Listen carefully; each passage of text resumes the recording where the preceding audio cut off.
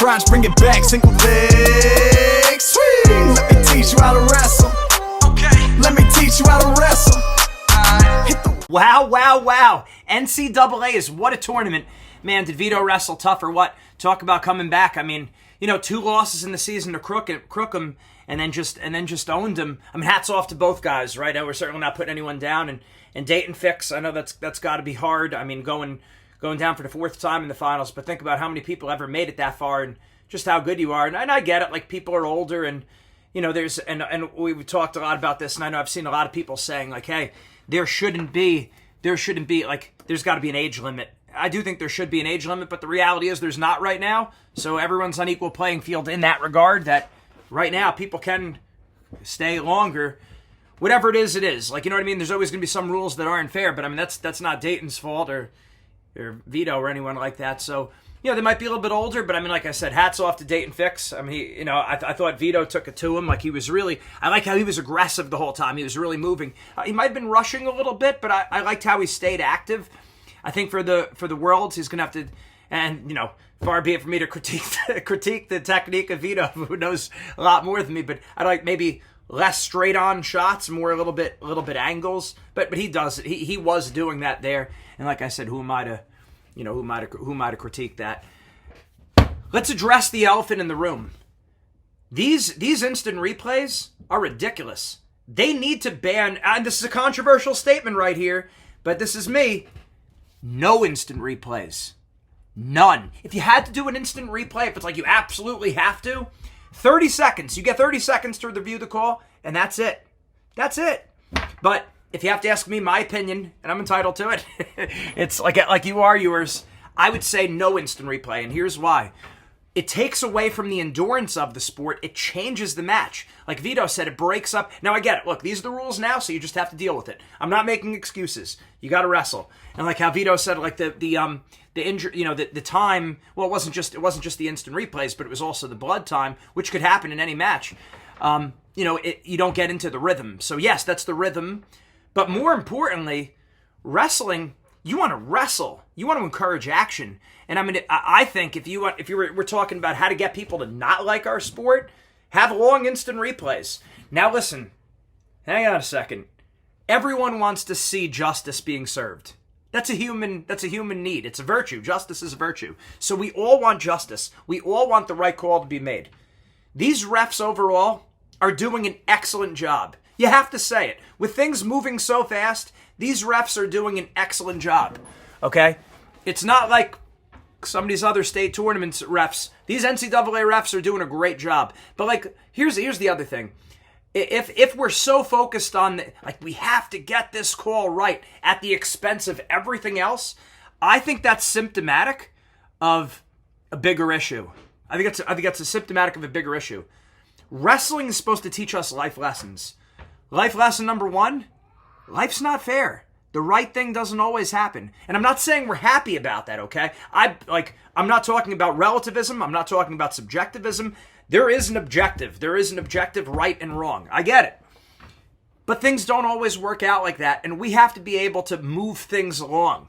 Okay, the finals being like 3.5 hours, this is crazy in my opinion. And for a guy like me who is like in shape, like maybe not the best technician, but I worked real hard to get in shape, the last thing I want is my opponent to get a break. That's not fair. Go back to the Gable matches where it was 3-3-3. So it seems like with like all the sports, things get softer and softer over time. I think this is a little bit of like a catering to that. Again, just my opinion. We all want justice. We all want the right call. I don't want to see anyone get cheated, but the right thing's got to, and the right thing's got to happen. And it's funny because then in certain situations you can't. Then there's no, like, a lot of things are open to interpretation. So like my senior year of high school, I had 1 loss, and it was in the state quarterfinals. I was winning 6-3 on top with 26 seconds left in the match, and I got hit with my first warning for stalling. Okay, warning. Point, and then with 2 seconds left on the clock, 2 points. I finished the match on top. I lost the match 7-6. But you can't review stall calls. Okay, like if you're on the ankle, yeah, but like just in general, stall calls could be hit at any time. You can't review that. And like I could go back and say, well, oh, this and that. That taught me a big lesson. That taught me a very important lesson in life. That sometimes you get the call, sometimes you don't get the call. And that's life. And be grateful. Thanks be to God when you get the call. And when you don't get the call, that's fine too. This is a sport. And my coach, I got to say this about Don Ernst, who is my coach, God rest his soul. He did not harp on the bad calls at all. Everyone in my life spoke to me about the bad calls. Oh, you got hosed and this and that. He didn't say anything about that. He said, when you get a guy on his back, because I had a fireman's carry, he said, if you split his legs and you were elbow deep, that match would have ended with him on his back. And he made the comment, you need to take the referee out of the match. And that was an important lesson. That's a more important lesson, not just in wrestling, but also in life, than if that call would have been overturned and perfect justice would have happened. What lesson would have learned? Yeah, like, okay, yes. Was my heart ripped out of my chest and my dreams were crushed? Yes. No one wants to see that. But we have to look to the greater good, the greater picture. First of all, people have a life. It's not just about wrestling. I love wrestling, but we can't have matches that are going that long, the whole tournament. And people say, well, look, we don't want to see anyone's, dreams are being determined. Dreams are always being determined. Dreams are being, you know how many dreams I've seen crushed in wrestle-offs? We work with a lot of top private schools, Catholic schools. Dreams get crushed in the practice room in wrestle-offs. Dreams get crushed in the dual meets because coaches make decisions based on what happened in the dual meets. Dreams get crushed in preseason tournaments, mid-season tournaments, end of the season tournaments. It happens. So we have to speed wrestling along. And I would say, no, that what they had at the NCAAs in terms of a headquarters of the calls and all those different angles, this is absurd. And it's symptomatic of a greater issue that, like, we have to get this just right. And it's like, no, life isn't fair. You need to teach kids that life isn't fair. And you need to move on. And you need to take the ref out of the match. And it doesn't happen all the time because a lot of people are neck and neck. But that's just the way the balls bounce. And some days the balls don't bounce your way that day. Maybe the next day the balls will bounce your way. And thanks be to God when they do. The time is now to take your mindset to the next level with Wrestling Mindset. Make sure you go to our website, WrestlingMindset.com, and sign up for your free trial session today.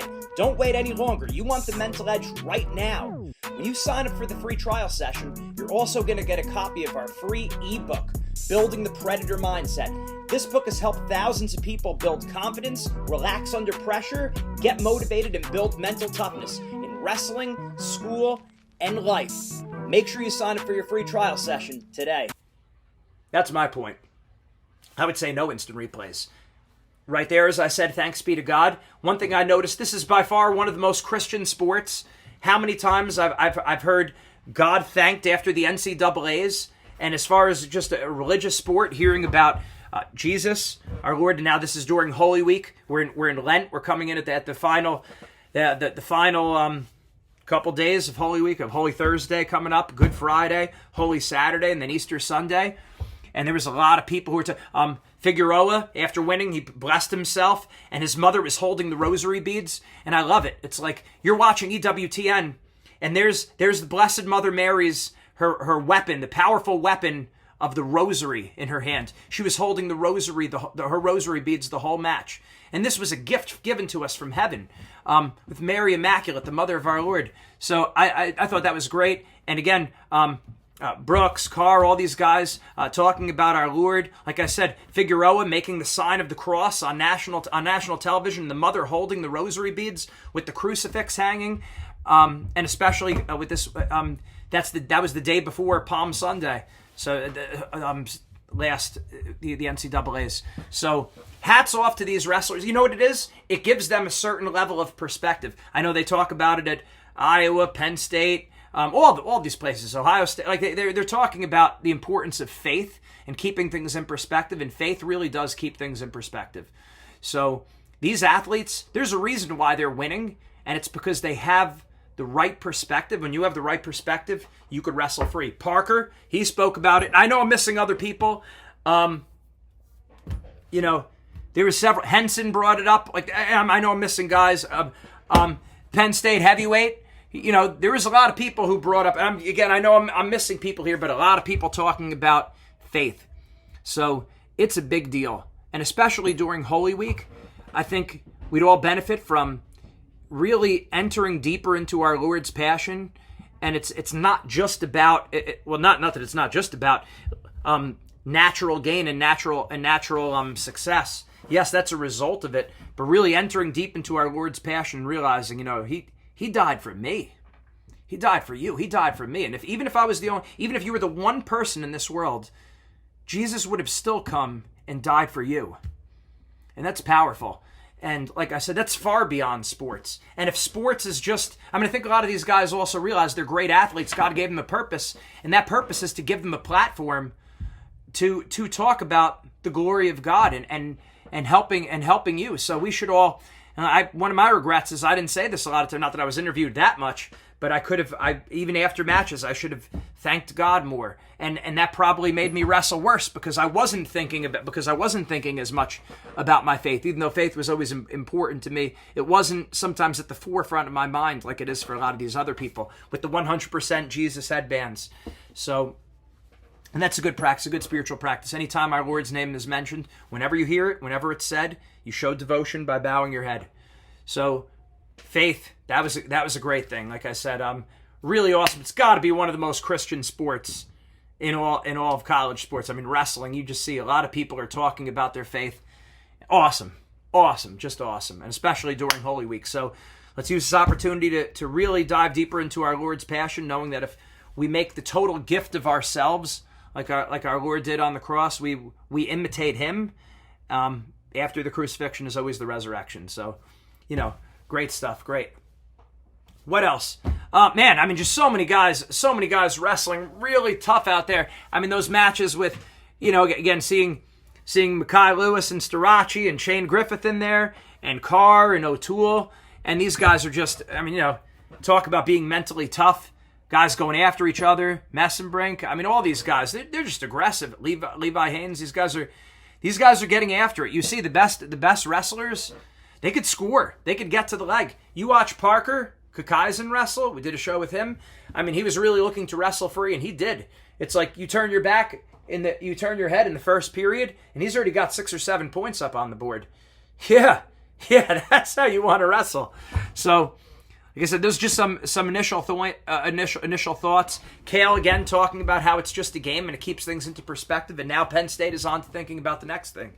Real hats off to Cornell. Wrestling really tough. We know it was going to be, and we all know that it was basically a run for second place. No one's really competing with Penn State right now as far as a team.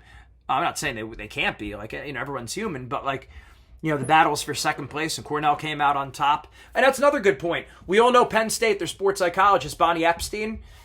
So Penn State, as dominant as they are, they have their sports psychologist who has their office right next to the wrestling room. Cornell in their picture, who is in the picture? Dr. Shelley, the sports psychologist over at Cornell. And then at Michigan, our friend, Dr. Jared Spencer. He was in there with the picture. So those top 3 teams, Penn State, Cornell, Michigan, there's their sports psychologist right there. So there's no doubt about it. These teams are leaving. They're not leaving their mindset to chance. They're putting it all out there on the table. And those people are in the pictures with these people. Or maybe Bonnie Epstein wasn't this year, but she's been in every single picture. And everyone knows she's a massive part of the success of Penn State. So, I know people are still asking us all the time about working with wrestling mindset. If you want to take that wrestling to the next level, look at Vito. He was able to bring out his best when it meant the most. He had losses during the year, didn't always look like himself, but when the time came, the cream tends to rise to the top. And if you're doing the right things, it's not always, we all know this, it's not fair, we know this is not a fair world, people always get what they deserve in this world, but we know that a lot of times the cream does rise to the top, and he did. So they're working on their mindset. They're not leaving it to chance. They have unbelievable perspective, these people. So make sure you're working on your mind. Make sure you DM us. We're happy to help you. Wrestling Mindset. This is the best time of year to start with your mindset because it's fresh in your mind. Right after the season, it's fresh in your mind. It'll never be more fresh. You're going to start forgetting things as the spring goes on and the weather gets nicer. So now is when you want to start doing your mindset training, right? When do you want to give yourself to God? Now. Now is the acceptable time. Now is the day of salvation. When's the best time to do mindset training? Now.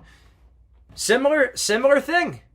Making sure at a natural level, at a supernatural level, the faith is the most important thing, of course. At the natural level, there's nothing more important than mindset because, like I said, this whole the instant replays, to me, that's symptomatic of a softer generation. I get why it's done. I'm not putting it down. If you're going to do it, if you have to absolutely do it, there's got to be a time limit. There's just no excuse. Because what about the guy who's working real hard and is in real good shape? They might not be the most athletic or explosive, but they could wear the other guy down. Don't you want to see that guy get rewarded? I'd like to see that guy get rewarded. I feel like that was me.